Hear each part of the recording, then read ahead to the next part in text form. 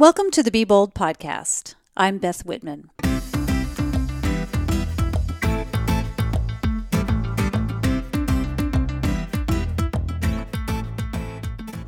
It's the start of a new year, and I bet many of you have your lists of New Year's resolutions, goals, or just thoughts about how you're going to approach 2018. If that's the case, this podcast episode is definitely for you. My conversation today is with Nicole Davis. Nicole is a two-time Olympian, having won silver medals in volleyball at the 2008 and 2012 Olympics as the libero position for Team USA. She was also part of the 2014 U.S. team that won the World Championships, also a huge deal. She retired from volleyball in 2015 and shortly thereafter began working with Coach Carroll of the Seattle Seahawks, go Seahawks, and Dr. Michael Gervais, whom you'll hear her refer to as Dr. Mike in this conversation. Many of you might know Michael Gervais from the Finding Mastery podcast. Coach Carroll and Dr. Mike are behind the company Compete to Create. Today, Nicole's position is that of a mindset coach at Compete to Create. And their goal is to provide high-performance mindset training and coaching so that people are performing at their very best. And if you can't quite grok what that means, it'll become really apparent once you listen to what Nicole has to say. The conversation really centers around mindfulness and thoughts and the importance of both in helping us all be better versions of ourselves. And that's whether we have big goals or just more humble aspirations. As she points out, our thoughts influence our language, and our language reflects culture. In the case of her work, in this conversation, she was likely talking specifically about team sports and high-performing work environments. But in reflecting on this, I think it's a really great way to think about our own personal environments, whatever microcosm we live in, whether it's our home, our work, our personal relationships, our family, our neighborhood, our city, and beyond. There are so many gems in this conversation that I know you want to be prepared to take notes, particularly toward the end when she talks about being bold.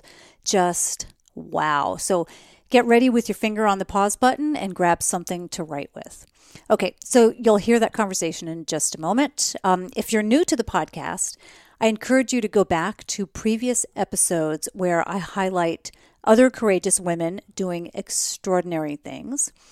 You could say that they too are trying to be the best version of themselves. When you listen to those previous episodes, you're going to discover strong women who have overcome adversity. They've started businesses, they've challenged themselves in a variety of ways, they've traveled the world, attained status as world-class athletes, and given up secure jobs to pursue their dreams and passions. These conversations motivate me and make me think about my own path to success and happiness, and I hope they'll do the same for you. You can find all the episodes at BeBoldPodcast.com, or you can subscribe wherever you find podcasts, such as iTunes, Stitcher, or Google Play.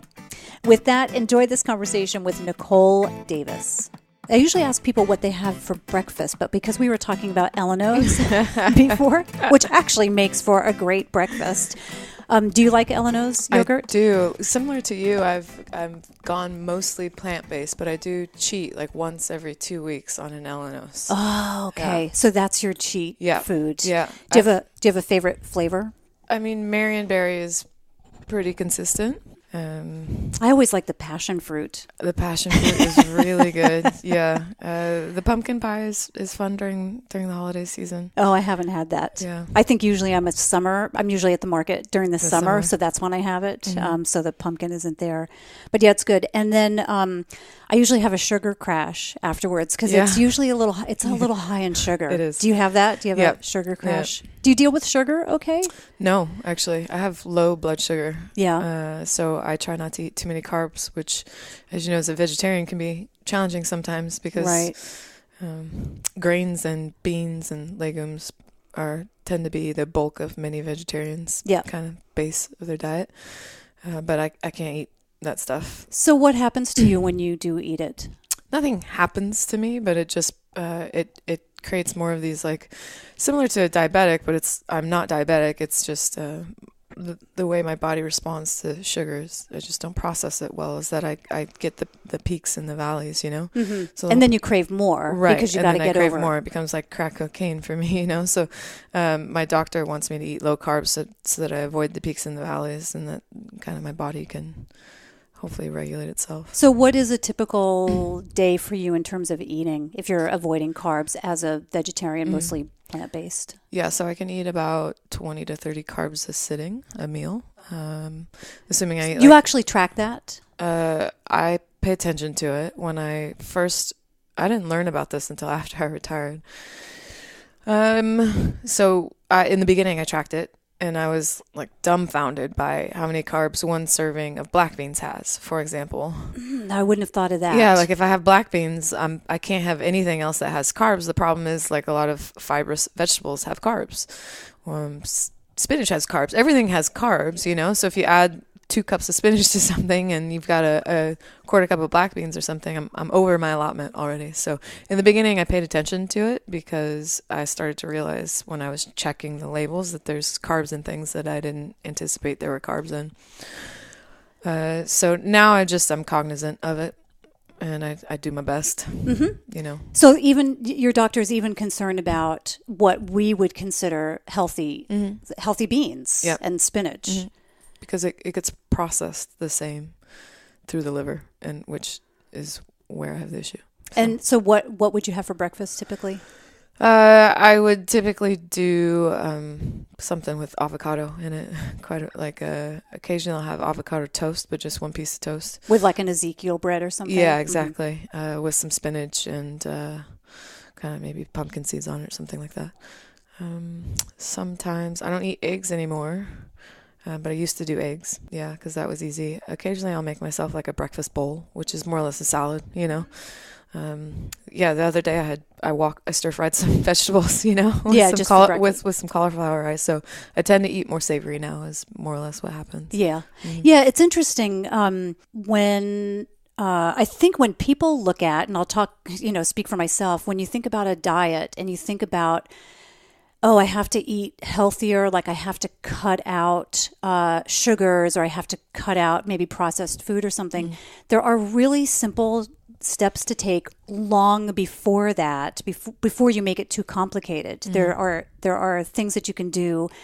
Like, here's an example. So I think about, maybe I should be taking this supplement or this superfood, and, spending money maybe on those types of things to make myself healthier. And I think, no, Beth, what you need to do is you need to cut out the crackers and the croutons, because honestly, for me, a salad is a crouton delivery device. Like, I love croutons so much. Yes. And, I'm a vegetarian, but, salads aren't always the most appealing thing. But I'm like, if I can put the croutons on it, it's so good.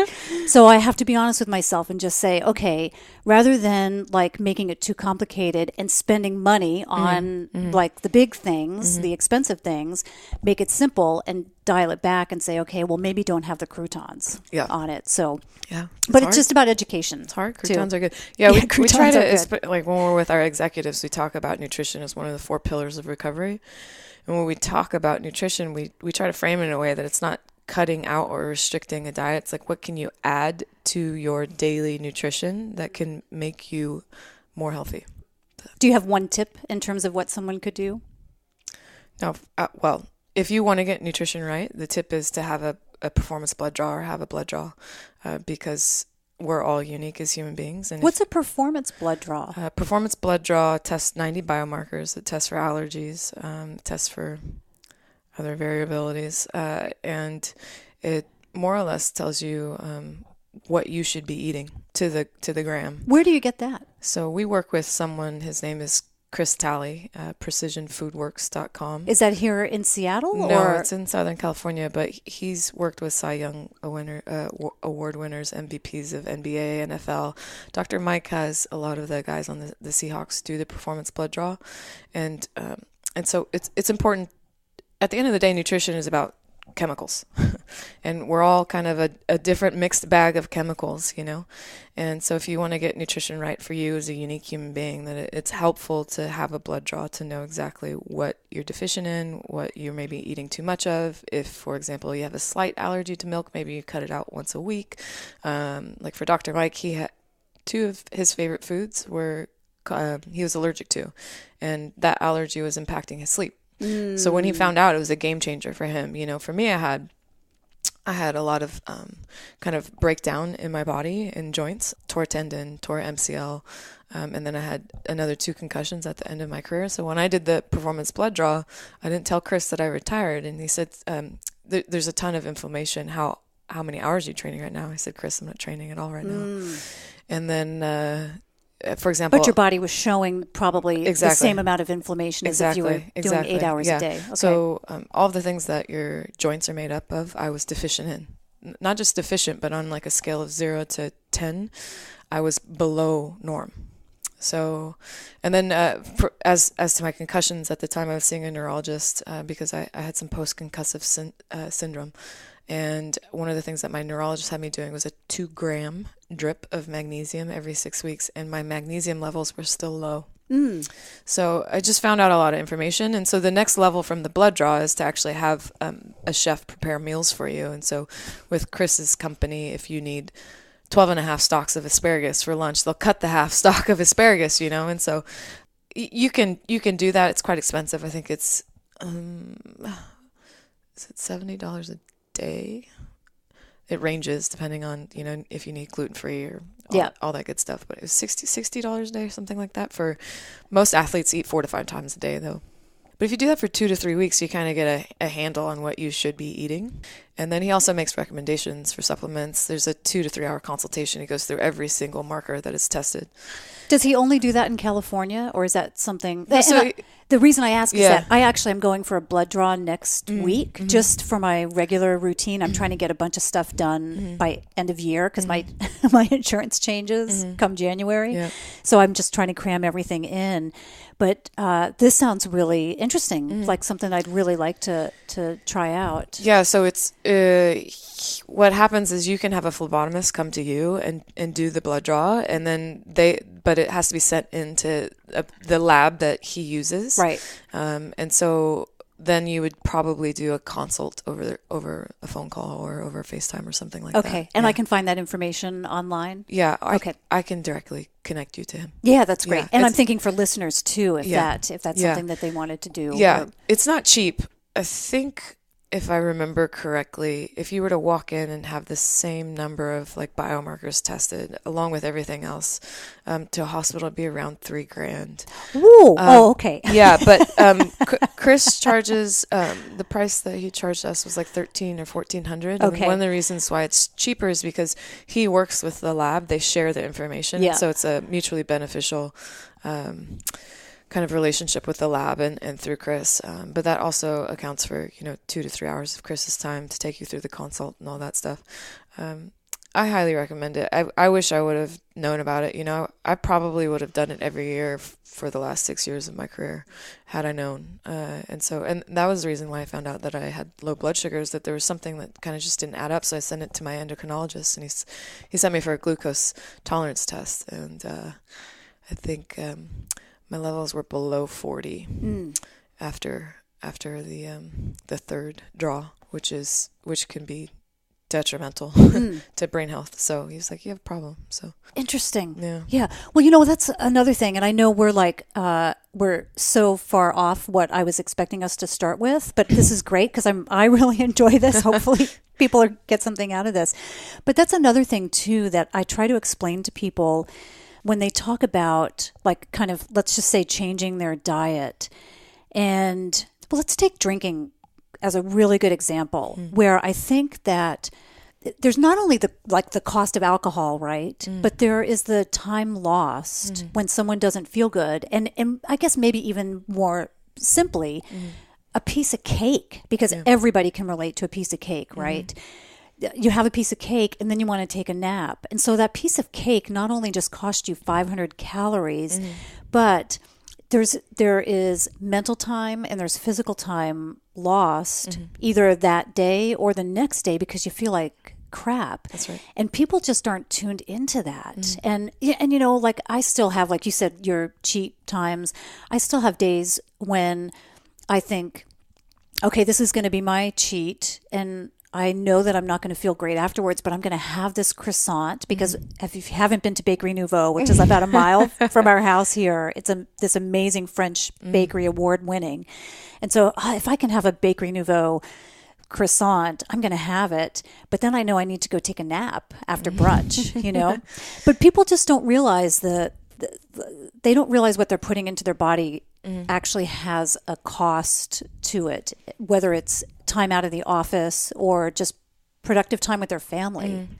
I think you nailed it on the head. Most people don't pay attention to how it feels after they eat, you know, and part of that is just the pace and speed of life, right? That most of us don't have time to actually enjoy the food that we're eating because we've got something else to do, or we're actually doing something while we're eating, you know?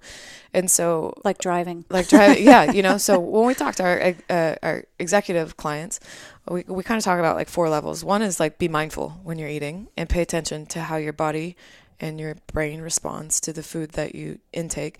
And not only that, but why are you eating the thing that you're eating? You know, you talk about cake, you know, like, is it because you just really feel like a piece of cake, you know? And well, it might be a social thing too. Is it a social thing? Is it an emotional thing? You know, like, why do you make the choices that you do when it comes to nutrition? So what it feels and why. The second is, if you do want to invest in getting better nutrition, get with an expert, so a nutritionist. And then the next level is, okay, do a blood draw.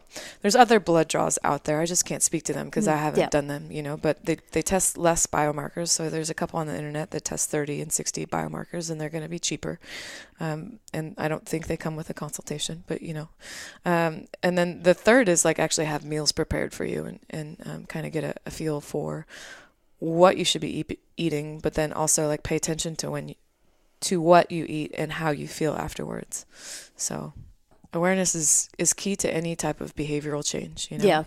And to be aware, you have to pay attention, you know? Right, like that's absolutely. kind of the definition of mindfulness, is a particular focus in the present moment without judgment. Most of us don't pay attention in the present moment. We're off in the past or already ahead in the future. Or we're on social media and checked out. That too. Completely, yeah. So let's, I like to start the conversations usually with where a person is right now. And so you're mentioning the people that you work with. Can you talk about exactly what it is you are doing right now and kind of how you are working with other people? Sure. So I work for a company called Compete to Create, which was co-founded by high-performance psychologist Dr. Michael Gervais and head coach of the Seattle Seahawks, Pete Carroll. And so our company is essentially a combination of their intellectual property. Coach Carroll's IP is in developing high-performing cultures, and it's not just organized chaos. He actually has a methodology for doing that. And then Dr. Mike's IP is grounded in great science, psychology. But really, he's cut his teeth in the trenches for the last 20 years with the people who are changing what we know is possible for human beings. You know, Felix Baumgartner is someone he's been, you know, on public record having worked with. The Stratos project. He's the first human being to jump from space and break the speed of sound. And we should say, and I just know this from the podcast, that he is usually not public about who he works with for privacy concern. But that is, like you said, that's one of record that it is public knowledge.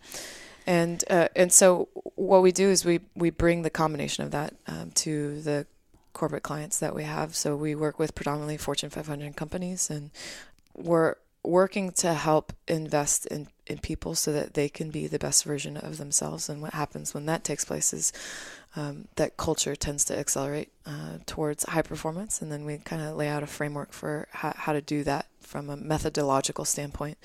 And then the way that psychology of performance relates to culture, because I think this isn't always clear.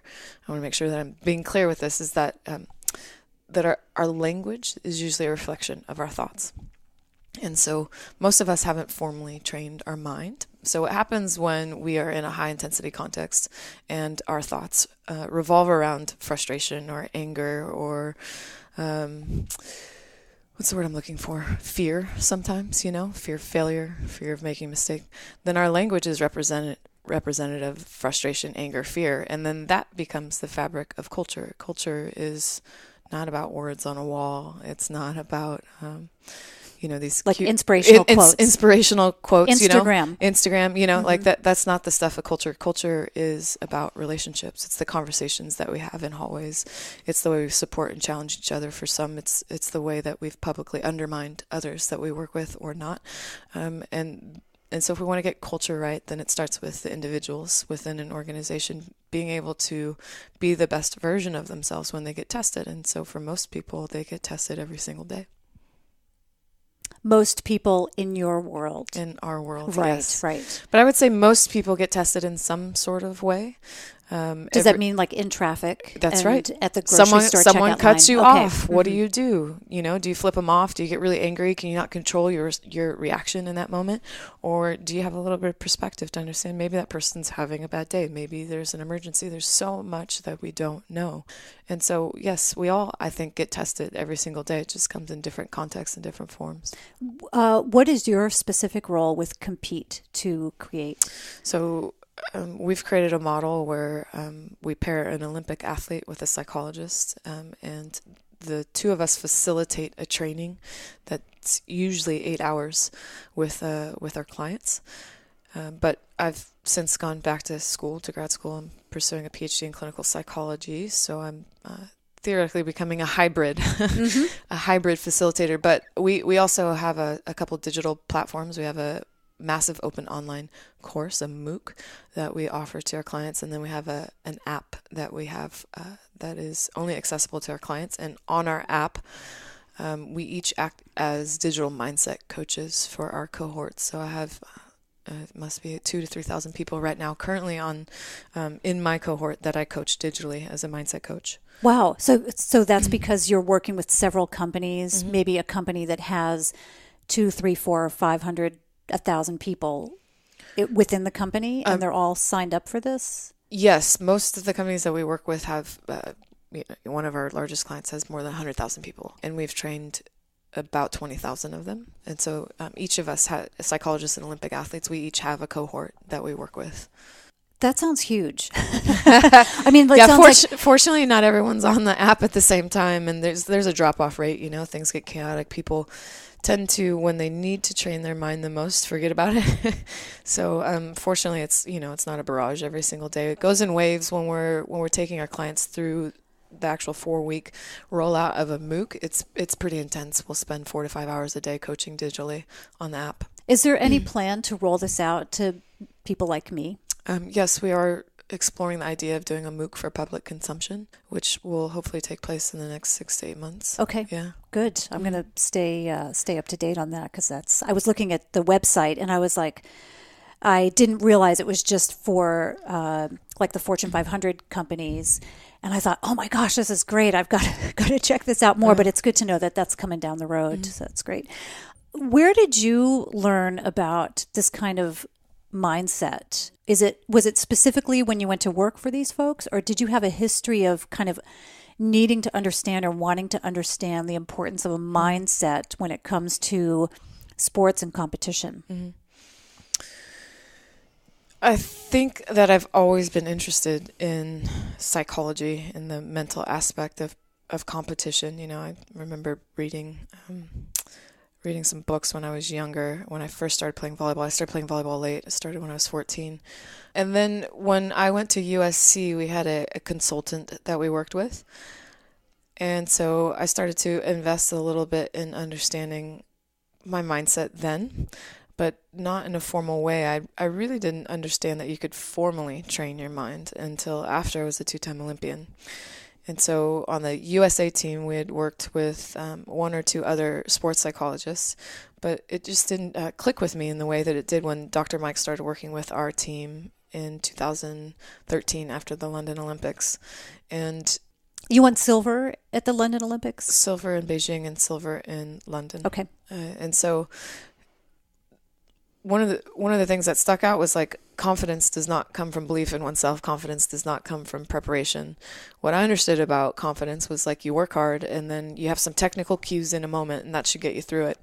And being on the world stage and having experience and having done the hours is not a rite of passage to being able to generate confidence in a moment, and so that was something I struggled with. I also started to have some performance anxiety leading up to the London Olympics. And so when you experience something like that, by nature, you want to understand what's happening, And so we started talking about the mind and what takes place in the mind and the natural state of the mind, which is sloppy. It's like a drunk monkey, it's emotionally unregulated. When you say curious. We were talking about it, was that USA national team, our women's volleyball team, and Dr. Mike. And so if you want to have a disciplined mind, if you want to be able to walk into a high intensity environment, whatever that is for you, and be grounded and access all of your resources and feel like the best version of yourself, then it's almost a requirement to train your mind in some sort of way. So it really hit home to me in 2013 after I'd already competed in 2 Olympics towards the end of my career through the work that we were doing with Dr. Mike to change our culture because we had a dysfunctional culture. That was the national team. Yes, that's right. How did that manifest itself? Oh, man. How much time do we have? Well, give me maybe just a couple of examples. A couple of examples are someone didn't like a set from, the ball that they got. So during warm-ups before World Championship medal round, they'd just stop hitting and catch the ball and roll their eyes and walk away. Or someone asked someone getting off the bus, hey, can I help you? And get the F away from me. So again, culture is about relationships, Yeah. And communication is also, it is how we develop trusting relationships. And so often it was just people's reactions and their way they communicated. And then it became so bad that we became averse to conflict. And conflict is necessary for high performance organizations, so long as you have a great framework for managing conflict. Teams need some sort of storming to kind of move towards norming and performing, but we didn't have a framework in place to be able to do that. The women's national team is a group of 24 to 28 alpha competitors, many of whom are the best in the world at what they do. So 24 to 28 women or trained. Age group? No, women. Okay. Age range between 22 to 38. And so it's a pretty intense environment. It's a stressful environment because, as I mentioned to you earlier in a conversation, every ball we touch is statted. Every drill we do is recorded whether we win or lose. So if you don't stat out at an expectation that someone else has set for you, then you no longer have the privilege of being there. For those that have worked in a corporate environment, that's similar to having quotas or stack ranking, And so it's a stressful environment. It's inherent in the process of kind of trying to accomplish anything that's beautiful and amazing. You've signed up for it to be challenging and difficult and stressful, but if you don't have the skill set to manage it, then what tends to take place is you can't be the best version of yourself every single day. And then you don't perform well over time.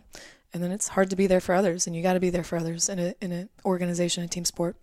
Where was the coach when all of this was going on? Because to me, like from the outside, from an outsider's perspective, I think, why didn't the coach just have control over that kind of behavior?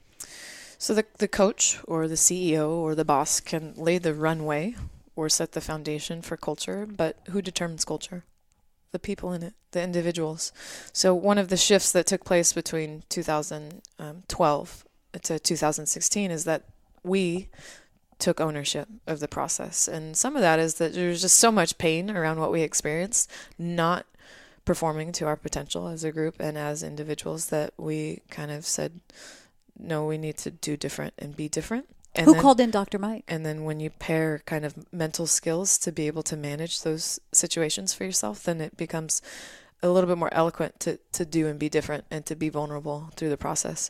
Gervais, who was our head coach, and many people might recognize his name. He's regarded as one of the best in the world to have ever played the game. 3-time gold medalist, beach and indoor.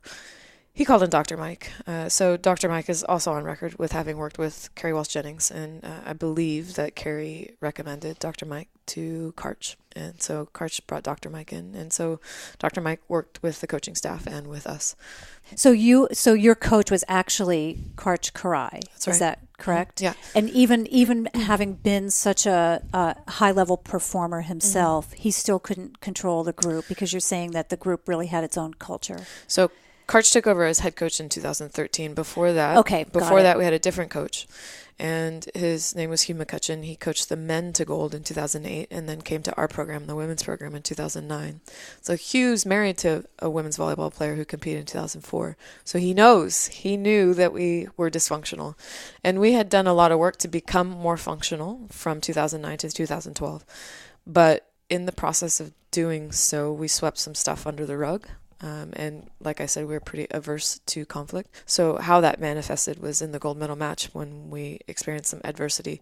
It's kind of that deer in the headlights look, where it was really clear that we didn't know how to help each other. And so what had taken place between 2009 and 2012 that was different between 2013 and 2016 is that, if you think about, as human beings, there's only 3 things that we can train, arguably. We can train a craft, which for me was volleyball. You can train your body, which as an athlete, that means not doing more, but getting better with prehabilitation, rehabilitation, so you don't get injured. And then you can train your mind. And from 2009 to 2012, we doubled down on body and craft, and we didn't formally train our mind. Whereas between 2013 and 2016, we formally trained our mind. Mm-hmm.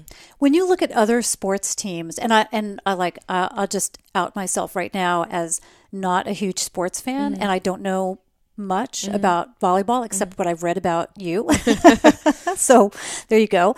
But when you look at other sports teams, do you look at winning teams and quote unquote losing teams and say, yeah, they're dysfunctional? Like, can you look from the outside and say, they probably don't have the best camaraderie? Whereas you might be looking at the Seattle Seahawks and say, yeah, they need some tweaking, but they do have a really good camaraderie and there's a really good culture there. Like, are you able to see that?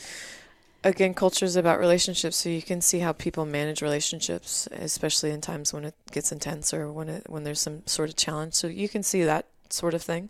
You can see how people, for example, when it gets difficult or when someone experiences some adversity, whether they lock arms and go do things together. In volleyball, that looks like using the huddle. What tends to take place is that people scatter and they look inward. But if culture's set, then there's a norm that, like, when things get difficult, we've got each other's back, and so a different response tends to take place. There's lots of ways to win, though. If you look at coaching methodology, right? You look at Bill Belichick. He's very different from Coach Carroll in his methodology. Coach Carroll runs a relationship-based organization that's developmentally minded, and his whole aim is for people to be their best, not the product to be the best. He believes that if you get people right, then the product, which is football, will follows, right? It takes care of itself. Whereas Coach Belichick, obviously, he's one of the winningest coaches in the NFL. All he cares about are X's and O's in the product, right? You can look to basketball for the same sort of contrast. You can look at Bobby Knight, who is notorious for throwing chairs at his athletes. He won a lot. You can look at Phil Jackson or Coach K, completely right? different. Who's regarded as more of like the Zen-like coach. Again, you can win lots of different ways. What science around coaching would say is that fear is a good tactic in short periods of time, but it's not sustainable. Well, what I'm imagining is that on a Monday night, you're watching NBA or whatever night they play on. You're watching an NBA game, and you're going like, Dr. Mike, dude, we got to get these people on the, as part of our program because they're obviously not working together. So I don't know if you have that kind of a.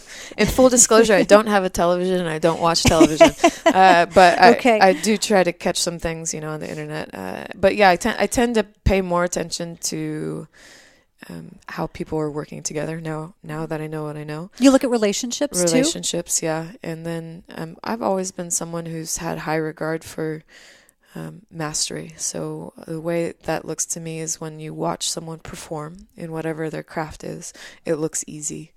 So I've regarded less the underdog and more the teams or individuals who've been able to sustain success over long periods of time and the way they go about doing that. Roger Federer is someone who comes to mind who just makes the nuances of the game look really easy, So I look at that as well as a retired athlete. Well, let's talk about that retirement. So you mentioned you've been retired for a couple of years. Is that right?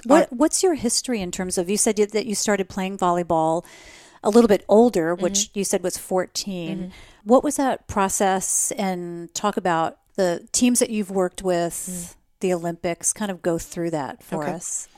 So I started playing volleyball when I was 14. I was doing martial arts before that, and I wanted to play team sport again. And so someone from the high school that I was going to came to my junior high and said, if you want to try out for a team, just write your name. I'd played volleyball maybe twice before in my life, and it just seemed like fun. So I signed up, and I really didn't know anything about volleyball. I showed up to tryouts in like jean shorts, maybe begged my mom to buy knee pads the night before, and fortunately, I was just a great little athlete, and I learned really quickly. So I made the JV team as a freshman, and all of my friends were telling me I should play club volleyball. And I didn't know what that was either, but I thought, well, this is fun. So if I can continue that fun year round, that would be awesome. So I started playing club volleyball, actually. And that just means you're playing outside of the school system, That's right? Yeah. And so I started playing club volleyball, and then I was recruited to USC, University of Southern California, because the head coach at the time, who is now the head coach at University of Texas, he came up to watch my 6'4" opposite attacker, who he was highly recruiting, and saw me and handed me a card and said, hey, I don't have any money for you right now, but we would love for you to be a part of the program. And we should say you're 5'4". I'm 5'4", that's correct, yeah. And so April Ross, who many people, if they pay attention to volleyball, would recognize her name. She's one of the best beach volleyball players in the world right now, 2-time Olympian, played with Carrie Walsh-Jennings in the last Olympics. She was part of that recruiting class, along with 3 other women who I just love and adore. So I committed to USC as a walk-on athlete, which looking back is absolutely insane because my mom had $30,000 saved for my education. But a turn of events happened. And that paid for what, half a year? Yeah, half a year. Nowadays, yeah, if you're lucky. And so there was a turn of events where someone quit, actually, and her money became available my first year. And so Jarrett, who's the coach that I mentioned, he was the interim head coach. We were waiting for Mick Haley, who was the head coach of the 2000 Olympic team, to come take over the team when he returned from the Olympics. And so I was just really fortunate that Mick kept signing that scholarship money over to me. So essentially I earned a full ride. And in my senior season, I was invited to join the USA team, the USA national team. And so that was in 2004, right before the Olympics. Were you still finding it fun, that initial fun that you thought at 14, 15 years old? Yeah. I mean, we were hugely successful at USC. We won 2 national championships our senior season. We were undefeated. It was starting to feel a little bit more like a job, at that point. And we faced some challenges on that team as well. And so, yeah, I think with anything you do, especially long term, for those people listening, you can think of something that you've committed time and effort to for, 10 years, for example, that not every day you wake up in love with the thing that you're doing. It's kind of like relationships.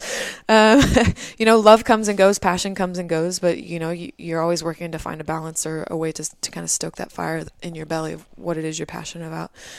And so I joined the USA team in 2004, which is an Olympic year. And the position I played in volleyball, you only take one person. So it's unlike any other position in most sports, is that there's a depth chart. You take 2 quarterbacks, or you take 2 setters in volleyball. You take 4 outside hitters. My position, you only take one. So and that's the libero? Libero, yeah. And explain what that means, like literally, the translation. The literal translation, libero, is an Italian word which means free. And so we move freely on and off the court. We don't count as a substitution. And so we wear a different colored jersey to kind of signify that to the referees. And so we're more or less like the captain on defense and in serve receive. Maybe similar to those of you who like football, a safety or something like that. And so you only take one libero, and the USA team has historically been one of the top 5 teams in the world. So usually that means that the libero on the USA team is one of the top 5 liberos in the world, and that means the person you're competing with is one of the best in the world as well. So it's tough. And so I started in 2004, and I made the 2008 Olympic team, and we I would say overachieved in 2008. We were the number 6th ranked team in the world going into the Olympics. Not expected. What do you mean you overachieved? overachieved? We were the number 6th ranked team in the world going to the Olympics. We played Italy in the quarterfinal, and we hadn't beaten them one time in 6 years, and we won in 5 sets against Italy in the quarterfinal. And then we played Cuba in the semifinal, and they had absolutely annihilated us in pool play in in the Olympics, that Olympics. And we had kind of a up and down quad with them. Quad is the 4 years leading up to the Olympics. And we managed to beat them in the semifinal and then play Brazil for a gold medal match. So you exceeded expectations. Yeah, I see. Yeah. And so Brazil was definitely a better team that year in the world. They were definitely the best team in the world. And we had only beaten them one time in the last 6 years. Brazil is a monkey on our back. And so, yeah, in that regard, we overachieved. And then in London, it was kind of a different experience. It was older and in more of a leadership role. And we were a number one ranked team in the world. And we lost to Brazil again in the gold medal match. And that largely has to do with the cultural dysfunction that I was describing earlier, because we were definitely the better team. And, we'd beaten Brazil in pool play at the Olympics. We'd beaten Brazil actually with our B team at World Grand Prix, which is a major international tournament for us, a month before the Olympics. And we'd beaten Brazil a month and a half before the Olympics in Brazil in front of 10,000 people. So I would imagine, or I would bet that if we played Brazil again the night after the gold medal match, we'd probably win that, But what happened at the Olympics that they won? So the backstory is that most people don't know is that Brazil had faced some adversity about 18 months before the Olympics. They were going through some tough times culturally, and really what happened is that they played Russia in the semifinal, and they were down 0-2, and they came back, and so that shifted momentum for them. And so they came out against us in the gold medal match, a different team than we had experienced in the past. We actually wanted to play Brazil in the gold medal match because we felt like from a physical standpoint, we matched up with them better. For those of you that don't know much about volleyball, Russia has 3 girls that are 6'8", and we had a 5'9" setter, so we were also one of the best defensive teams in the world, but we just felt like the physical matchup was better with Brazil. But Brazil had that shift and kind of had a little momentum going from that game against Russia that they pulled out. And then we started the match and we won 25-7 the first set, which is, if you don't know anything about volleyball, that's a butt whooping. Yeah, sure. But we didn't really earn too many of those points, It was Brazil hitting out a couple inches or hitting wide a couple inches or, just little mistakes, service errors, those sorts of things. And so they made 2 changes the next set, and we couldn't adjust. And then that kind of started, it felt like they were running fast and we were trying to keep up, but they just kept running faster, like there wasn't any strategic or tactical change that we could make where we could kind of fill the gap. And so it was just like they were always up by 2 or 3 points no matter what we did. And that's when the deer in the headlights look kind of came on, and a little bit of helplessness, a little bit of I don't know how to help you, I don't know how to help myself kind of thing. And because the pressure was on, yeah, you guys cracked in terms of that. And we were also, the women's team is still chasing history. We've never won gold medal at the Olympics, so there's a lot of that. And then obviously there's a lot of pain and not kind of, one, being able to be yourself in a moment like that, but 2, in our team not reaching its potential. And so pain causes change. Yeah. But winning silver is nothing to sneeze at, right? I mean, that's like still something to be proud of. Heck yeah. There's 10,500 Olympic athletes that compete in the Summer Olympic Games, and it's less around the world. Yeah. Uh-huh. And it's less than 600 athletes leave with a medal of any color, so it's just huge. hard. It's right. just hard, it's hard to do. And then to do it twice, that's it puts us in a very small, percentage of people historically that have been able to win 2 medals in Olympics in our sport. So explain something to me here, because I don't understand how the teams come together. Mm-hmm. So you're on, it's the national team, mm-hmm. and it's the national team that goes to the Olympics. Mm-hmm. Is that right? Yeah. So obviously the Olympics are every 4 years, and you get invited to the national team. Some people try out and they make it, but it's rare. You get invited to the national team usually because you've been recognized as one of the best in the country in college. And then on the national team, we compete in major international tournaments every summer. So the World Championship, which is cyclical every 2 years after the Olympics, the World Cup, which is our qualifier. And then the Olympic Games. You're basically, sorry to interrupt, you're basically playing with the same group, the national team, mm-hmm. for the years leading up to the Olympics. Yes and no. So there's a core group that remains fairly similar of about 24 to 28. But between 2009 and 2012, there was actually 88 women that came through our gym to train. And so we train with 24 to 28 each summer. And so some of those pieces move in and out, but we only take 12 to the Olympics. So there's, if you do the math, there's less than 15% chance that you're actually going to make an Olympic team. Got it. So you're training with the team, but then kind of the top picks actually go to the Olympics. That's right. Okay. I had listened to a previous podcast that you had done, and maybe you've talked about this in several places, where you had kind of maybe not a showdown, but you had some issues with the head coach, I think, of the national team. Was it in 2007 or so? Does that ring a bell? Yeah. To you having spoken about that? Can you talk about that? Sure. In 2006, which was a World Championships year, we were being coached by Jenny Longping, who is widely regarded as the best female to ever play the game. She's from China, and in 2006, right before the World Championships, she told me that I was going to go to the World Championships and be the starting libero.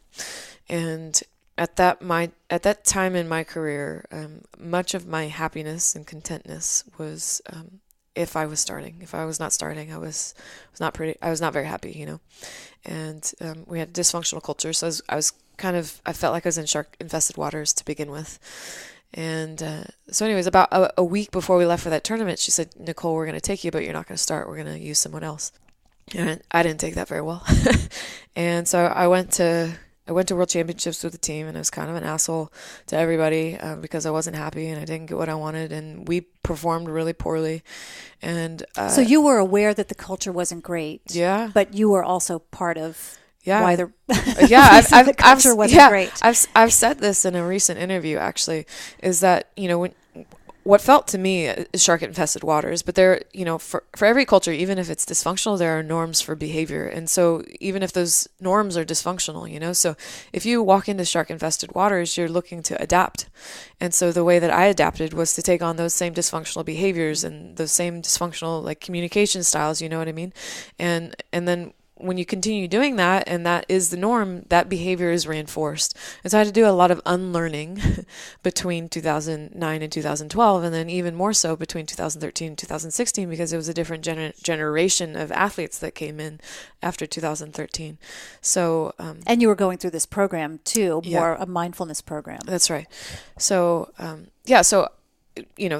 what happened was Jenny told me that I was going to go, but I wasn't going to start, and I told her what I thought about it in a very uneloquent way, and obviously she didn't like that, and so how did she handle it? She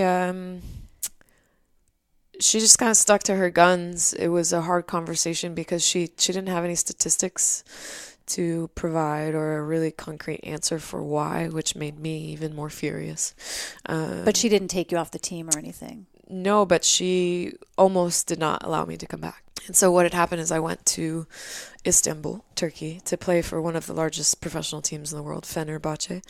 And I played with someone who had been on her national team from the age of 16 for 16 years. And she ended her career actually by saying the wrong thing to the coach. And so we had shared all of these, kind of war stories, so to speak, of our experiences on the national team. And what ended up happening is I learned a great lesson from her in that I am in control of the way I think, how I respond, of my destiny, on the national team, and that there's a better way to act, a better way to think. And so I had several conversations with Jenny before she allowed me to come back to the team. And then when I got back on the team, I was more focused on myself, not in a selfish way, but how I was kind of dictating what happened on the national team, whether it was in my relationships with others or my relationship with Jenny, but also in, the work that I was doing to perform at the best that I could. And when you focus on the things that are in your control, which is a mental skill, actually, then you tend to take just ownership of things, and then you tend to move on from situations that don't go your way a little more eloquently, a little faster. And on the national team, if you're not moving on to the next play, the next moment, then you're just not learning at a fast enough clip to be there for a long period of time or to have any sort of success. And then what also happened is that passion that you talked about, it started to come back. And control, internal locus of control, is the skill that I'm talking about, is one of the key components to intrinsic motivation. So knowing what I know now, looking back on that experience, it's no wonder I was waking up every day in 2006 absolutely angry at 5:30 going to practice, when I should be overjoyed that I get to put a USA uniform on, and represent our country and train with the best in the world. But that wasn't the case. Well, we all do that too, whether it's competitive sports or it's work or it's relationships. We tend to look at what the other person is doing wrong. I do that myself. Like a really good example is just in a relationship, and this is an easy thing for people to understand. It's like, I can't believe he didn't do the dishes again. And it's like, well, Beth, you know what? You've got a big mess on the dining room table. Why don't you just focus on going to clean that up and not being angry at somebody else and what they haven't done? So it's like, literally clean our own house before we can point the finger at somebody else. I mean, by definition, focusing on things that are out of our control make us feel out of control. So when you look at elite performers, one of the common characteristics is that they focus on things in an uncommonly consistent way that are within their control. And there are a few things as human beings that are in our control. Our thoughts are in our control, which I've talked about. Our effort is in our control. Our attitude and our actions are in our control, and that's all we've got. And so the thing that distracts us most usually is what others think or do. How do you focus on the things that are in your own control without being too negative or self-destructive about it?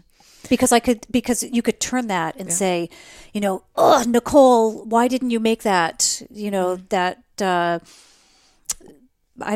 can't even use the language for volleyball. Why did you make that mistake on the court? Right. So, without getting angry at yourself about that and turning it into something negative, where is that balance? It's a really good question. I think what we're talking about is self-critique, and self-critique is something that gets a lot of people good at what they do, whether it's a CEO or an elite level performer, whether that's in athletics or the arts.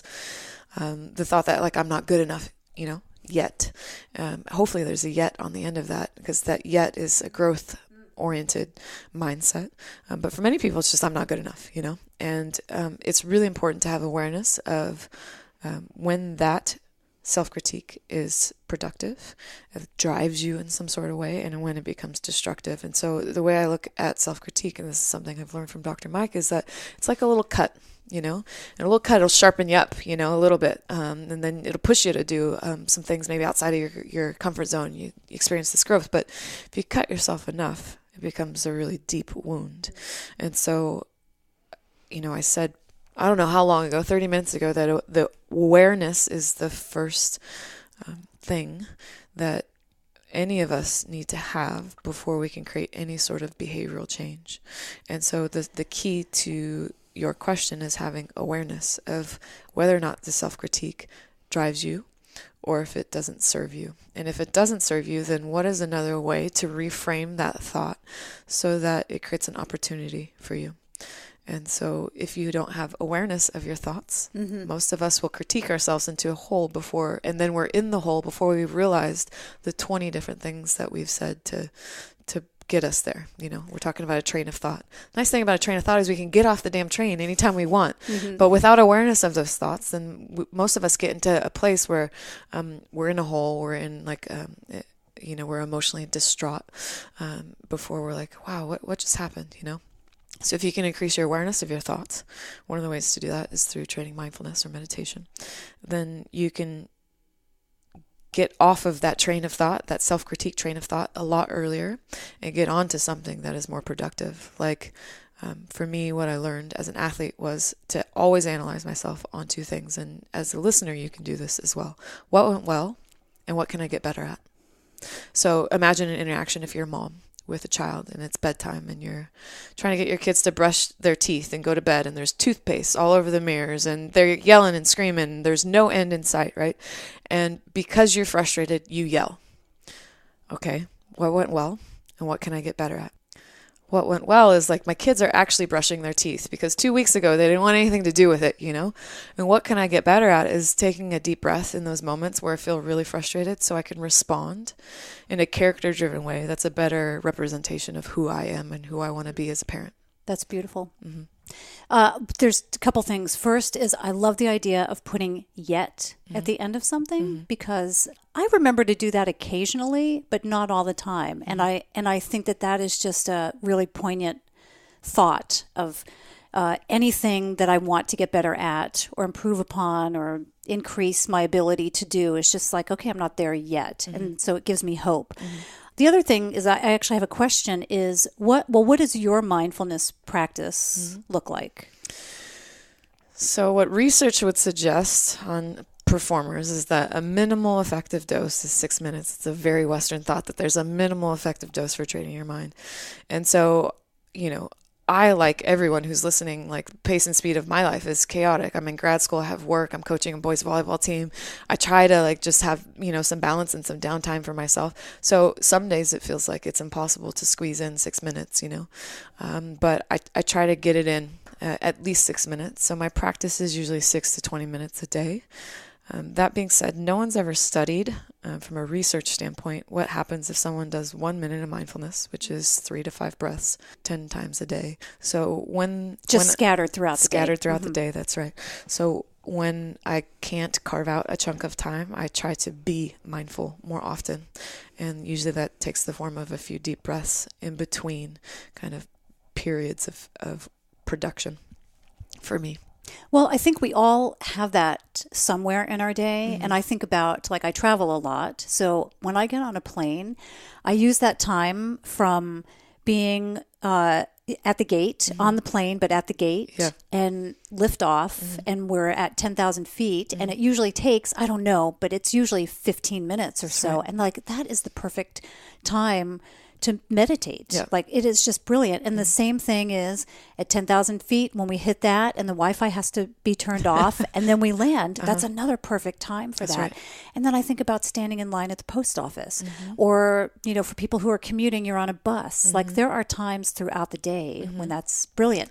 And what I also find is that if I have a regular meditation practice and I spend 6 minutes or 10 minutes or 20 minutes is always my goal, that manifests itself later in the day where I've just gained an hour or two where I'm not pissed off about something. Right. And I can be more productive in my work, or I can be a nicer driver in traffic when I'm stuck on 99 South and, you know, stuck coming through the city.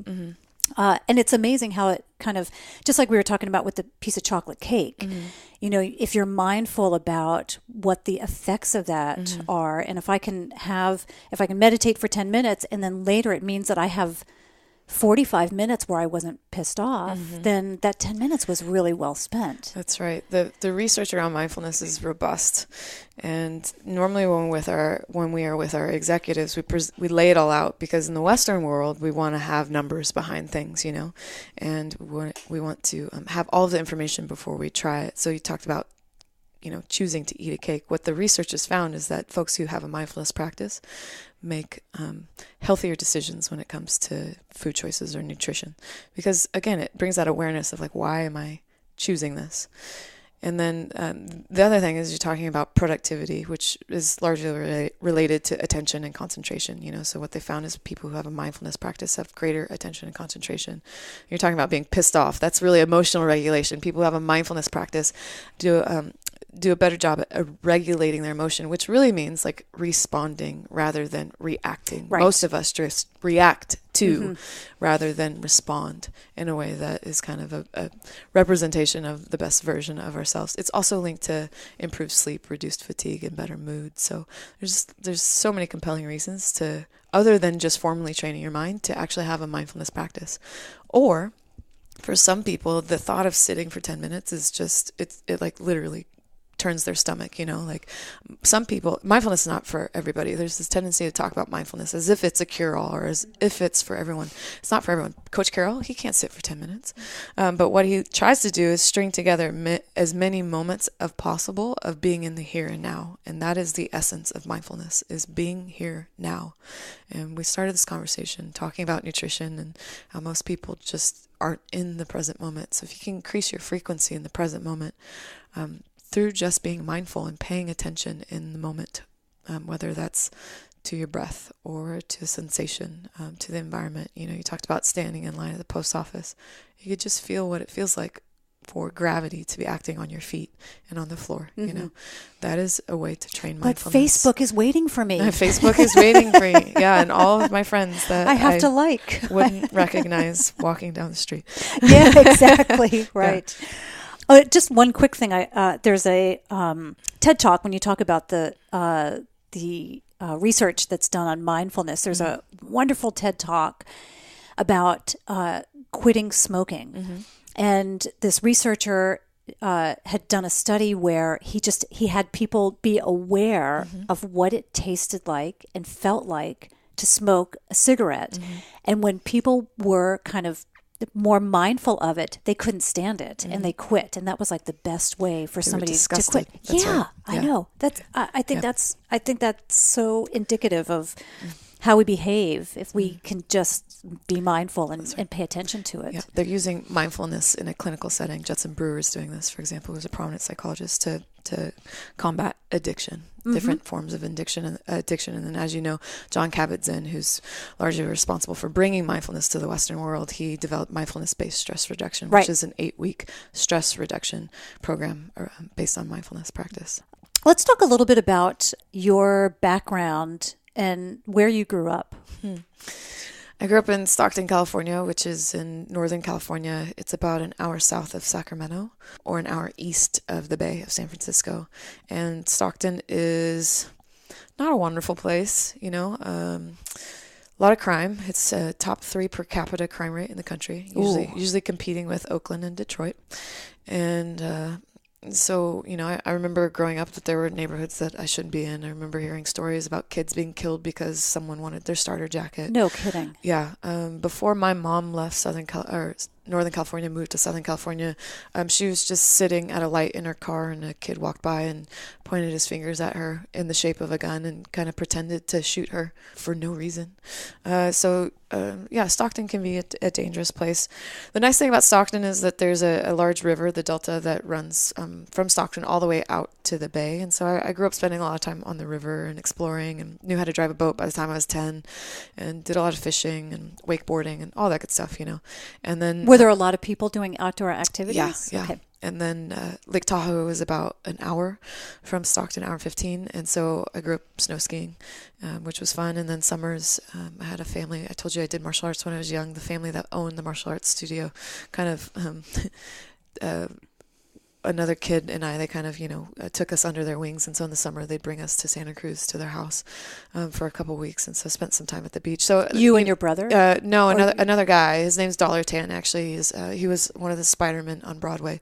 So he left Stockton to come down to Hollywood and kind of pursue acting and dancing and martial arts and all that stuff. And so, the nice thing about Stockton is that it's centrally located, and so I had all these wonderful, kind of explorations when I was a kid.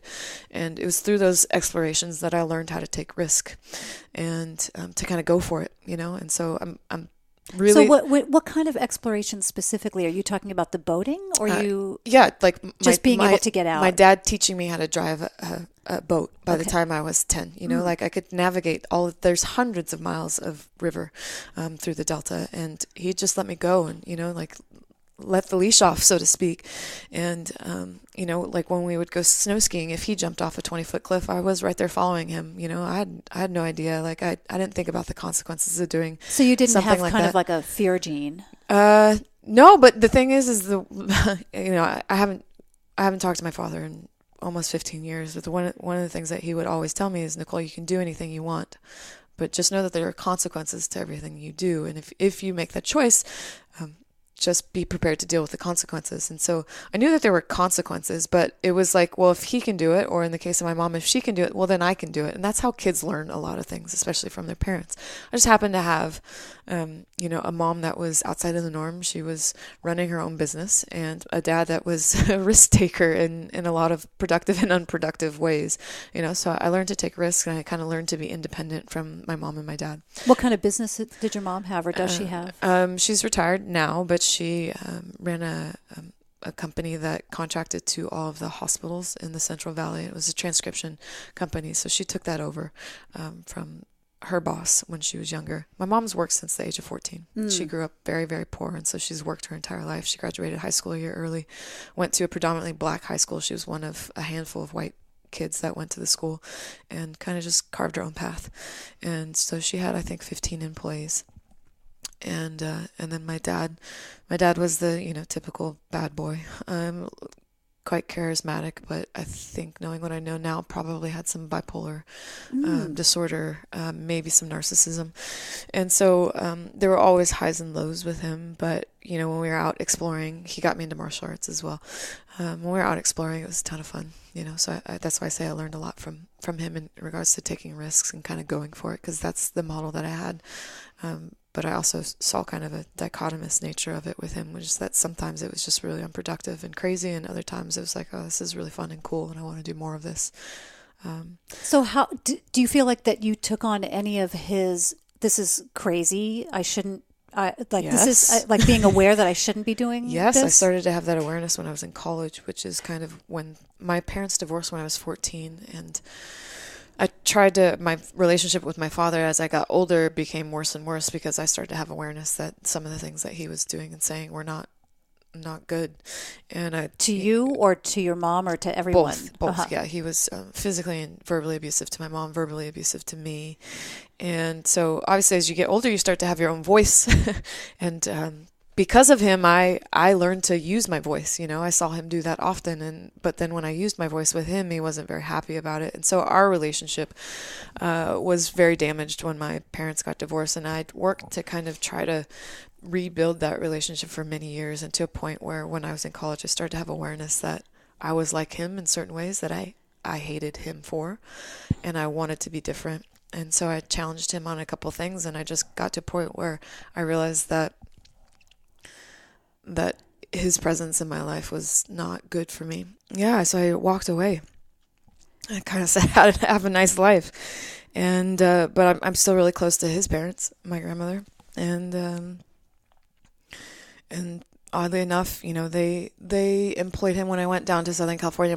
My dad moved down to Southern California and started working for my grandparents, who have a very successful company. And all this happened like 2 years before I finished school, and then I went and played professionally. And my grandmother had never seen this side of my father, and so she the whole time was like, Nicole, you should talk to your father. He's the only father you have, that whole thing.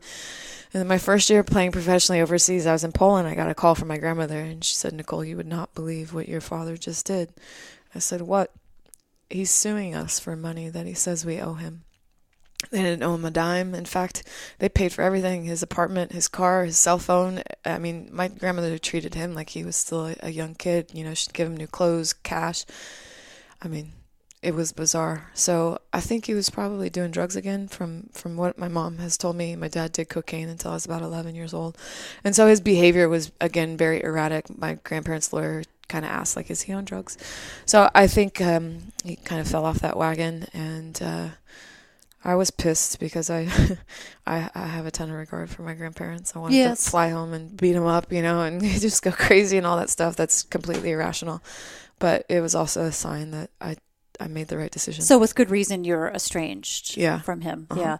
Yeah. I'm curious about kind of that break at age 13, 14? 14. Okay, with him, because something similar happened with my dad as well. My dad was an alcoholic. He actually drank himself to death.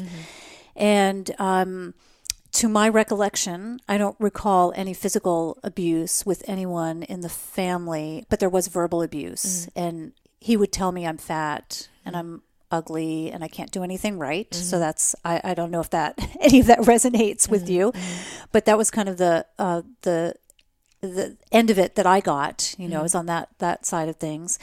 And it was also in my early teens when we started not getting along, and I would hide in my room just to be away from him. Like I can remember that, and I can remember my parents fighting downstairs, and I would be upstairs kind of hiding. But the thing that never occurred to me, and it could just be different in my family, but it's just something for me to explore. The thing that never occurred to me was that I don't know if that stuff ever happened, like that stuff was being thrown at me prior to that age, like at 12, 13 years old or whatever, or if I just became aware of it like you were. Yeah. So do you think, were things being thrown at you prior to that, or did it just kind of start at that time? Because I always thought like my dad didn't know what to do with me as a developing young woman. And so that's when I got the kind of the brunt of the abuse. And also his alcoholism was raging more so at that point. Yeah. But was that like I think it was directed more at my mom when I was younger. Like my dad and I were kind of two peas in a pod when I was a little kid. And as I said before, like when I started to have my own voice is when our relationship deteriorated, because I would call him on his shit and he didn't like that. And then for him, he somehow thought that was my mom implanting some sort of ideas about him, you know? So he was the victim. Yeah. My dad was very sweet to me when I was a kid. He challenged me in a lot of ways, you know, when we would go mountain biking and skiing, but it was more like he was challenging me to kind of get me to do something rather than kind of abusing me verbally, you know. And it all sounds really sweet and charming, like the way that you describe it. Like up into a certain point, you know, you're taking martial arts and he's teaching you how to drive a boat. Like that sounds like really cool to me. Right. And so most of it was directed at my mom. Like I have very early memories of the police being at my house, of my dad breaking my mom's nose, of her having a black eye. And so, but when you're a little kid, you don't understand what happened, you know? And so then, you know, their fighting would become more regular, and I understood the words and the connotations and all that stuff. And then he started to be verbally abusive with me. And then I started to have my own voice and kind of stick up for myself. And that's when it kind of all deteriorated, you know? You stay in touch with your mom? Yeah. Yeah, I just spent the last week with her down at her house in Southern California. And so my mom is, you know, by no means perfect. She's struggled with coping with, she's got PTSD from the experience that she had with my dad, and has used, you know, productive and unproductive coping mechanisms throughout my life. But the one thing that's different about her and my dad is that she's always working to be a better person. Whereas with my dad, I just didn't see that quality in him, which is one of the reasons why I walked away. Whereas my mom, I've always kind of stood by her side through the good times and the bad, and she's a rock star right now. She's just crushing life. That's great. You know, and making an impact on other people. So yeah, my mom and I have just generally been close. Even when I played overseas, I made an effort to contact her every single day. And you have a brother also. That's right. I have a half brother. He's 8 years older than I am. So my mom, when she was 17, got pregnant unexpectedly with her boyfriend, and grew up in a Catholic family. So her father said, "Well, you have to get married now." And it was, you know, a year after my brother was born, she was like, "I don't want to be in this relationship. I'm a kid, you know," and I have a son. So that's why I have a half brother, and he lives up north still. And did he grow up in your household? So he would split time when he was young with us, but my dad was just a complete jerk to him. Because he was from another father? Who knows? You know, I don't. Or could be because he was a boy. Because he's just a jerk, right. Or because he's a boy. You know, like at the end of the day, he's just an asshole. So, who knows? But yeah, and so my brother's father wasn't like that well equipped to raise him, but my brother didn't want to live with us anymore because of my dad. So he actually lived with his grandmother. And she lives in this little tiny town called Linden up north, which is kind of east of Stockton. They grow a ton of cherries in Linden. Went to a small high school and had a good time actually growing up. So in some ways, it seems like you grew up almost as an only child. Yeah. And in many ways I did too. I have 3 brothers. They're 7, 9, and 11 years older than me. Wow. So also when I hit that, you know, 11, 12, starting to get into puberty, my brothers were out of the house. Yeah. And that's also why I think my dad didn't know what to do with me at that point, right? And then here I am alone. The fascinating thing about it to me is that I'm quite a loner. Like I am delighted when I just have my own space. And it's really hard for me to, I'm a tour leader, right? But in the beginning, it was really difficult for me because I just wanted to be on my own, and I was responsible for other people. And it's the same thing in being in a relationship. It's like I have to remember to verbalize things that somebody can't read my mind. But the thing that I find most fascinating is that here you are, you grew up almost as an only child in many ways, yet you're a team player. I'm not. I go out on a solo run. I'm happier than, a pig in shit, for 4 hours being out running by myself, because it's just, to me, it's just glorious. But here you are, a team player. Do you know where that came from? No, I don't. I think I wanted to play volleyball in a team sport because I wanted to be around, like a team again. But I was so competitive that I was actually like destructive to people around me. I didn't know how to channel my competitiveness into something that was productive for other people for a while, actually for a long while. And so maybe that's where the independence comes from, perhaps, or how it channeled itself. I think at the end of the day, in retrospect, sports and competition was a coping mechanism for me for getting out of the house and, all of the kind of traumatic events that were happening inside of the house. And so it was my outlet, but I didn't have productive, schemas for dealing with, or what's the word I'm looking for? Like the anger, frustration that I felt from being at home was kind of was released in a competitive atmosphere, but sometimes it was released at other people, like my model for competition was kind of the model that ESPN espouses, which is that competition is against others, rather than we compete with others to kind of sharpen both ends of the sword. So most of my competition was directed at being better than someone else at the cost of others, rather than kind of utilizing those beautiful and wonderful relationships that take place in competition when both people are working to sharpen both ends of the sword. And so I was fortunate because my coach's wife, when I was in high school, challenged me on some things. She was like, Nicole, you don't have to be a bitch, and you're being a bitch right now. And I needed that. I was challenged by quite a few people. Do you think you're trying to prove something in that competition? Like approval? Prove myself, yeah. Approval, maybe. Yeah, it's hard to know. But it was hard to be challenged in those moments, but I needed it. And then when I got to college, I started to recognize characteristics in myself that I recognized in my dad that I didn't like. And so then it was like some of it was around this competitiveness. Some of it was just like this kind of edge that I've had. Some of it was like a communication style that wasn't necessarily good for people around me. And so when I started to finally have that awareness that, like, wait a second, like, I don't like this about my dad and I'm like this, then I started to work with others to change those sorts of things, and it's a process. Change is hard, it requires getting uncomfortable. And for most people, the thing that is most uncomfortable is some, not physical uncomfortableness, but some sort of emotional uncomfortableness. And the natural response is that when we do get uncomfortable is to retract, to kind of back off. And it's hard to stay in it, when it's uncomfortable, but that's where we grow. And then again, I've said this, pain causes change. And so there were painful moments for me regarding my relationship with my father that made me want to change. And then when I got to the national team, it was like there were painful situations, that made me want to change. And then eventually, as culture changed, I started to understand that there was a more productive way of doing and being, and that I no longer had to do more to be more, that I could just be myself, and then the doing would come from that, And when we had a group of individuals who were just invested in being the best version of themselves, and then being vulnerable and open enough for other people to do that, that's when change really took place for me. I really learned how to be a good teammate. And so now that is the lens that I view the world, is like, how do I help others? So did that kind of the tipping point, or that the start to that change start when the coach's wife came to you and said, you don't need to behave that way?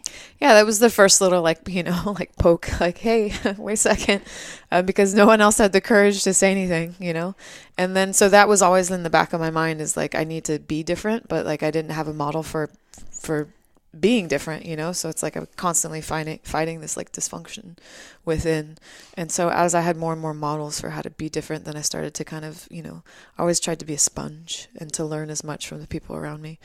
And so I try to, mimic some of those great attributes and not fall into past behaviors that were dysfunctional and that sort of thing. But it took a long time. And it started working for you. Yeah. Obviously. Yeah. Mm-hmm. Yeah. And so, and then one of the most fulfilling times in my career was when I was no longer starting and our team won world championships for the first time in history, which for me was like this great sign that I'd evolved. But it was also like we talked about passion. I also realized that my passion wasn't there for the game as much. What year was that? 2014. Oh, okay. And I retired in 2015. What was that like between 2014 and 15 when you knew that you needed to get out of it? But I didn't know. I knew that there was like a light at the end of the tunnel finally. I had always said that I would retire when I felt like I wasn't getting better anymore, and I was still getting better at the game.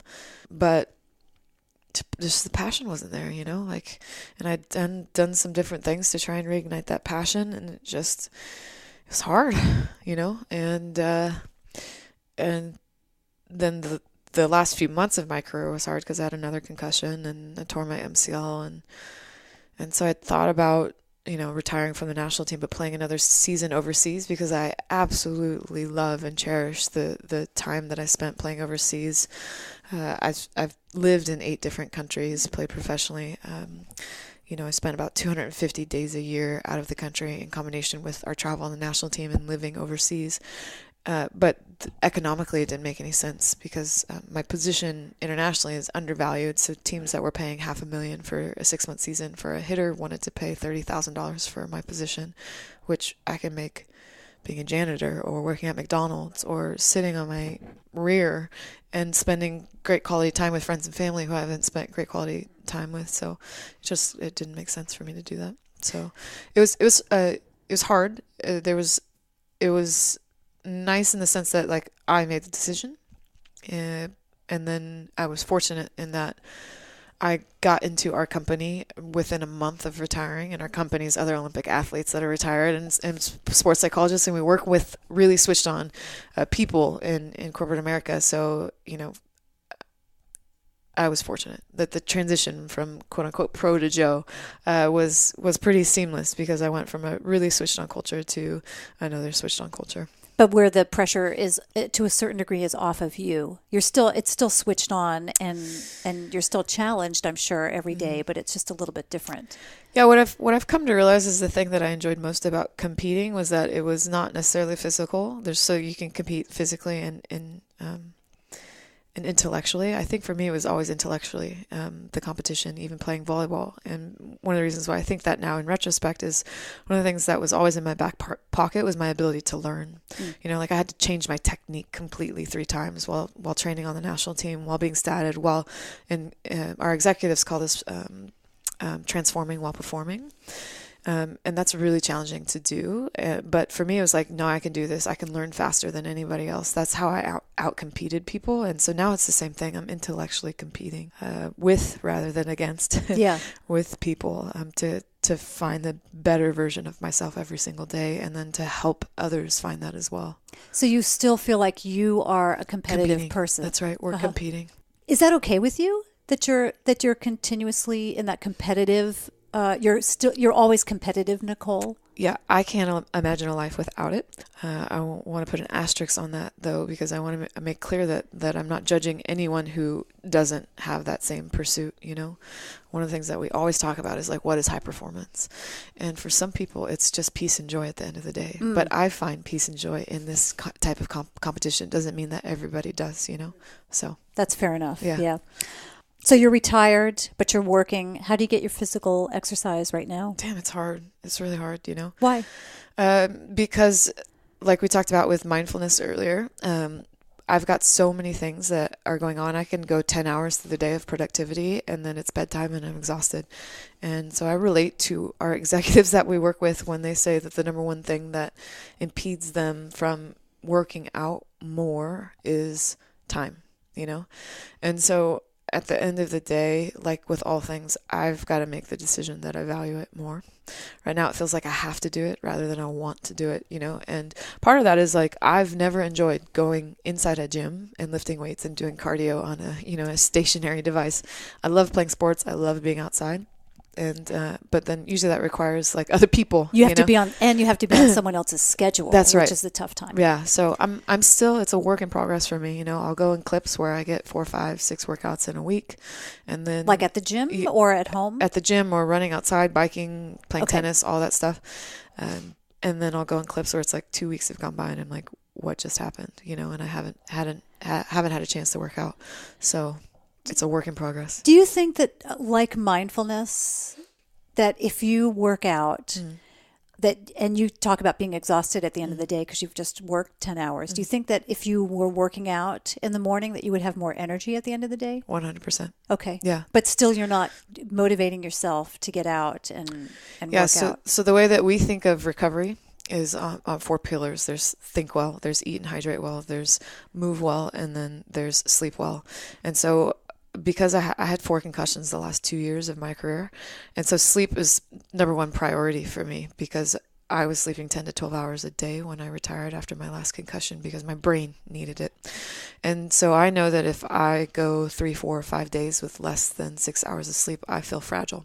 And so sleep is my number one priority. So if there's a balance between, for example, getting more than 6 hours of sleep and or getting less than but working out, I will choose sleep over move well. And then nutrition, I'm calling myself a vegetarian because I cheat every once in a while. Well, flexitarian is another one, yeah. I have a teammate who calls herself a flexitarian, but she eats meat like often. So I call her a BSitarian. But so I've kind of prioritized nutrition as well, and then thinking well, mindfulness falls into that. So move well has kind of been the last of my priorities and kind of the recovery pillars. And what I know about recovery is like it's really hard to get all 4 of those right every single day. The name of the game for recovery when you're kind of pursuing high performance is to get 2 or 3 of those really right. So so move well has kind of fallen to the bottom of that list, but 100% when I'm exercising, even if it's just 20 minutes of something high intense with like a high intensity, I definitely feel like I have more energy throughout the day. So I'm at a place where like I want to do more. Part of it for me as an individual is having more structure. And then the other thing is, I know like for mindfulness, I have my own practice, but there are some days where I just don't feel like doing it. And so what I do with folks, like athletes that I work with, is that we'll go on challenges, like a 30-day challenge. And so with working out, I think I need a little bit of that as well. Like I need some sort of challenge. So one of my colleagues who used to be a teammate of mine just sent me some type of Pacific Northwest challenge. I forget the name of it, but it's 30 days of working out back to back to back, Yeah. And you can do a minimum of 1 mile, 3 miles, or 5 miles, but you have to do it outside. And so I think I'm going to sign up for that challenge because it's something I need, Yeah. like we always talk about, part of intrinsic motivation aside from internal locus of control is a sense of competency. So I need something that I can set a goal with where I feel like I'm going to improve, and so with running on a treadmill and weightlifting, I've done it so much that it's like, I know I can get faster, but it's not necessarily something that like I value getting better at right now. And then the last part is a sense of relatedness, connectedness. And so I need others. Most of us need others. You think about it, if you want to go for a run in the morning, if you've got someone waiting downstairs for you, you're most likely to get up and go, even if you wake up in the morning, you're tired, and you don't really feel like it, So it's really important to have others to go on a journey with. And so that's something that I need to find as well. Well, yeah. And as we've mentioned, like you need the teammate kind of, and for me, like I ran this morning and it was like 25 degrees out, it was freezing, but still I got out and to me, it's a pleasure. Yeah. I guess for me, coming to running a little bit later in my life, like I started in my probably mid 40s or so. And so I feel like it's a gift. Like for me, it's still kind of new and a gift for me. And I just knock wood every day that I have the ability to go out. So I probably bring to it something a little bit different than someone who started sports program at 14 because I didn't. Yeah. I was not the sporty person. Yeah, that's beautiful. So, There's some nice insight in that nugget right there. Yeah, absolutely. And I just think, it doesn't matter what age you start. And I love, like, if I read Runner's World, or I read, some article about the 103-year-old woman who just won. I think she just won like in every master's category for the year. Yeah. Maybe it wasn't the 103-year-old, but there was a 103-year-old woman who just finished a marathon. But I read this and I'm like, right on. Yeah. Like, that is great. I'm gonna beat those records. Yeah. In another 50 years. Yeah. So, anything that we didn't cover that you'd like to talk about? I think the theme of your podcast is be bold, and I've lived my life that way, and at times in the pursuit of that, it was clunky. I talked a lot today about kind of overcoming myself in some sorts of ways, but I think one of the things that impedes most people or prevents most people from being bold more often is a little bit of anxiety, which is just an excessive worry about what could go wrong. And inherent in being bold is that there are going to be some unknowns, and that by definition is anxiety provoking. And so to be able to eloquently manage what happens, the natural kind of response for us when there are unknowns, is to get clear on a couple of things. One is like what you stand for as a human being. We call that having a personal philosophy. And so my philosophy is live curiously, think wildly, and risk wisely. And so when I have an opportunity ahead of me and maybe I don't go for it, then I feel some inner tension because it's not in alignment with who I say I am, what I stand for as a human being. And most of us have had these experiences where we've wanted to do something and we've not done it.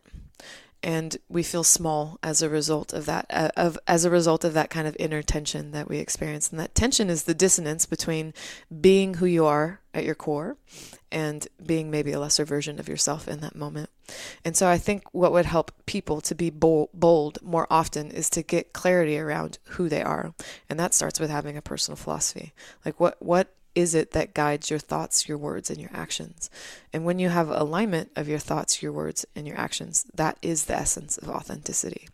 You think about someone like Martin Luther King Jr., who we all know what he stood for, right? He stood for equality. And why do we know that? Because there was alignment between his thoughts, his words, and his actions. He lived it every single day in the most tumultuous times and the most calm times.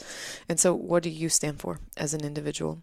And if it's something that relates to being bold, if it's about getting out there and exploring, then take the time to anchor it. And then when you have opportunities to go for it, just pay attention to what you do and how you act and how you be. And what happens is when you write this down, most of us we've lived our lives according to some sort of guiding principles, but we haven't taken the time to write it down and anchor it. And anchoring it, writing it down, is a forcing function. So in those moments when you have a chance to go for it, because you've done the work, then you can express yourself authentically in that moment, which is, I want to go for this. Maybe right now is not the time, but I'm still going to pursue it in the future. Or I want to go for this, and this is what I'm about. So hell yeah, let's go. And so for me, like if I look back on, my second Olympic experience, I hadn't done this work. And so I went into the gold medal match feeling like I had to be more or do more than who I am, rather than having a curious mind. And if I had just had a beginner's mind in that moment, I would have shown up more of myself. So I think being bold starts with knowing who you are, having a personal philosophy. We've talked a lot about internal locus of control, getting really clear on what's in your control. And then also having a sense of optimism that something good's about to happen. And that's a trainable skill as well. Most people think you're born with it. You're born optimistic or you're born pessimistic.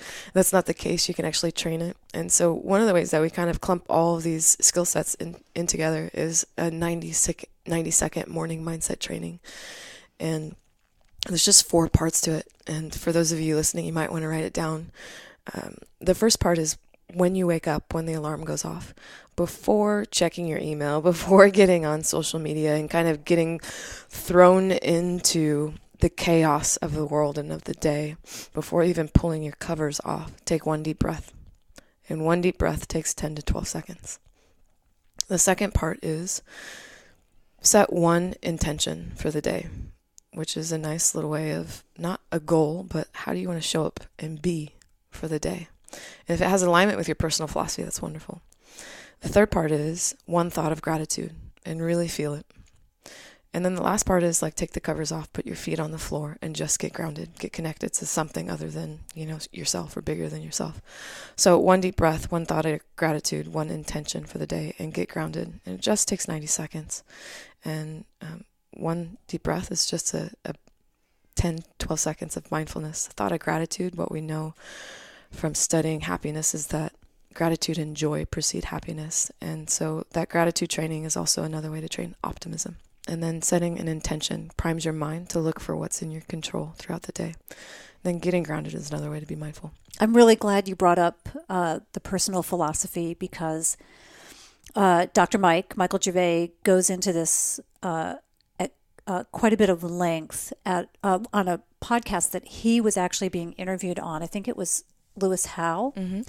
And he actually talks about Coach Carroll, and he had tasked Coach Carroll to write down his personal philosophy. And he took a long time to do it. And he had written pages and pages and pages about what his personal philosophy was until he finally landed upon something. So after hearing that podcast, I journal every morning. I get up and meditate upstairs, and then I go downstairs and I journal. And so one of the things I started doing was trying to figure out what my personal philosophy was. So I wrote and I wrote and I wrote and put it away, came back to it, maybe a week later, tried again. And one of the things that kept coming up was inspiring people. I want to inspire people. But I know that that's also, some people have a negative connotation about the word inspire, like, big deal. You can go on Instagram and be inspired. What you really want to do is you want to have people aspire to something. But there's no good word around that. Like I've been looking, like, well, how do I communicate that? And then one day it came to me, just like sitting down in the morning, in the dark, in the middle of winter, in Seattle. And I'm writing this down. And then it came to me is that every day I want to be a living example. And I know that I'm a work in progress. So that living example is a way to inspire people, whether it's turning down the piece of chocolate cake, right? Yeah. Or going out for a morning run at 25 degrees, or, leaving a bag of Hershey Kisses for the people at the post office because I know they've had a rough day. Yeah. Whatever that is, I'm hoping that I can be a living example for somebody else. And then giving myself a break, knowing that I'm a work in progress and I make mistakes. And every day I make mistakes and I have to course correct, right? And just be aware of that. But I really appreciated that philosophy, that having a personal philosophy and being able to work my way into it, realizing that it didn't come to me the first page that I wrote or the first day, but it was weeks and weeks of coming back to it. That's right. And then it was like, like, like it just felt really good, right? Yeah. And then I was like, exactly. So now I have it I have a task list on my phone, and every day that comes up as the first thing on the task list. So it's in caps. Yep. So it reminds me every single day that is my purpose. That's beautiful. So it's neat. Yeah. We have it on our profile page for all of our LinkedIn. And then it's in our taglines of our emails, each of our individual personal philosophies. And yeah, it's a beautiful thing. I started the work for my personal philosophy in 2013, and when I retired, I kind of started to understand my framework a little bit different. And it's taken me 2 years to get to a point where those 6 words feel right to me, Say them again. Live curiously, think wildly, risk wisely. For Coach Carroll, it's always compete. It's 2 words. Right. And he can decode what that is in many more words. For Dr. Mike, it's every day is an opportunity to create a living masterpiece. So all of us have gone through iteration after iteration, Again, for me, it took about 2 years. For Adam, one of my colleagues, after he had kids, his changed a little bit. For Courtney, another one of my colleagues, when she retired, hers changed a little bit, became a lot more concise, undaunted enthusiasm. And so, yeah, it is, when you take a first pass at it, it's not written in stone, What the hope is, though, is that through several iterations, you get to something that is core to you and that it will withstand the test of time. So like a big boulder, there are little rocks that will kind of erode away, but the core piece of you is there at the center of your personal philosophy. And hopefully it guides you to be the best version of yourself in certain moments where you get tested. Just to kind of wrap things up in a short sentence or several sentences, what does it mean to you to be bold? For me, there's probably a couple aspects to being bold. One is doing something that is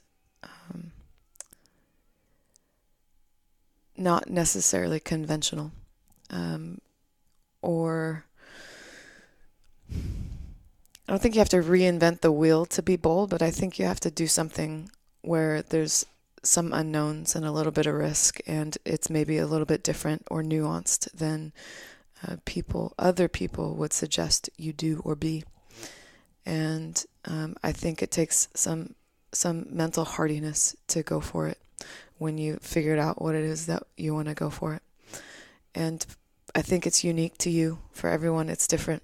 Being bold, I often get caught up in telling my Olympic story, and it's not relatable for everybody. Like I said, for some people, high performance is finishing the day with peace and joy. And then being bold through that process is like actively seeking peace and joy. The trap for most human beings and for our species is that we want to fall back to what's comfortable. And so that's why I think there's an element of unknown and risk and a little bit of uncomfortableness if you're going to pursue being bold. You said something earlier that this just reminded me of. You said people have a fear about what can go wrong. That's right. If they make a decision. Mm-hmm. I find, and maybe this is just me, I think that there's also maybe equally or even more so a fear of what can go right. Mm-hmm. What happens if I succeed at this? Mm-hmm. And I think that needs to play equal, maybe an equal role, or people have to at least think about that possibility of what is holding me back. Mm-hmm. Maybe it's the fear of success. Mm-hmm. Like, what friends will I lose? Mm-hmm. Will I have to move? Will I have more responsibility if I am successful at X? Yes, and at the end of the day, that still comes down to unknowns. Those are all unknowns. We can't predict the unfolding moment. None of us can. And so what prevents us or what causes us to hesitate in a moment is usually the worry about what, an unknown unfolding moment. And that is essentially an inability to guide our thoughts. It all goes back to that. Yeah, so it all goes back to that, right? And then, then I throw in optimism as well, as like the belief that something good's about to happen, because I've done the work to know that, if I do this, that something good will take place. Even if there's unknowns and even if there's risk and even if things don't go my way / when things don't go my way, because how often do they actually go our way, that I can adjust, So I think it all kind of comes back to the unknown. You're not on social media, really, are you? I am. I have been told I should be more active. Where can people find you if they're looking all of for you? My social handles are Nicole M. Davis 6. So we can find you on Instagram? You can find me on Instagram, Twitter, Facebook. LinkedIn is probably the best place to find me if you actually want to communicate. And then our company website is competetocreate.net. And I'll link to all of that in the show notes as well. Yeah, so but I'd be happy to field questions if anyone has questions for me. I will. I'll have follow-up for you. I want you to be my coach. That's my question. Thank you so much. Thanks for coming over. A gorgeous, beautiful day in December in Seattle. And it's just the kind of thing to lure you up here. I know you're spending more time up here too. Yeah, earlier this week, you weren't here, but earlier this week we had torrential downpours, and that would make anybody run away well, from we had Seattle. We had Santa Ana winds down in Southern California. I think I'd rather take the rain than those winds. Good. Well, enjoy it. Enjoy the rest of your winter here, and thanks again for coming out to have a chat. I'd love to know how many pages of notes you took on that one. That conversation is really packed with some thought-provoking ideas about how we can all improve our lives. And I know that Nicole's working with world-class athletes and large corporations, but there's nothing stopping each one of us from implementing at least some of these ideas and philosophies. A reminder that if you like what you hear on this podcast, please take a moment to subscribe in iTunes, Stitcher, or Google Play. If you're on an iPhone, all you have to do is click on that little purple podcast icon and search for Be Bold. Please do share this episode with anyone whom you think might enjoy it. I'm confident that the content of this podcast will resonate with a lot of people, and I'm sure there are many in your world who'd like to be turned on to it. You can post it to social media or send it to someone in an email or a text. You can find out more about me by visiting wanderlustandlipstick.com. You'll find show notes and all of my podcast episodes on BeBoldPodcast.com, and you'll find links to all the things that Nicole and I talked about today at BeBoldPodcast.com. If you feel like being bold yourself, why not join me on one of my tours? Right now, I've got a few spots available on Tanzania, and that includes a safari and a Kilimanjaro trek. You can do one or the other, or you could do both of those. Papua New Guinea is coming up in August, and I've got culinary tours to Santa Fe, and I think I've got one spot available on Seattle. You'll find all of those on wandertours.com. If you'd like to connect with me, you can friend me on Facebook, and I'm WanderGal on Instagram. Sign up for my newsletter on the Wanderlust and Lipstick site, and you'll receive a series of tips for making your travels safer. Thank you for joining me for another episode of the Be Bold podcast. Until next time, be bold.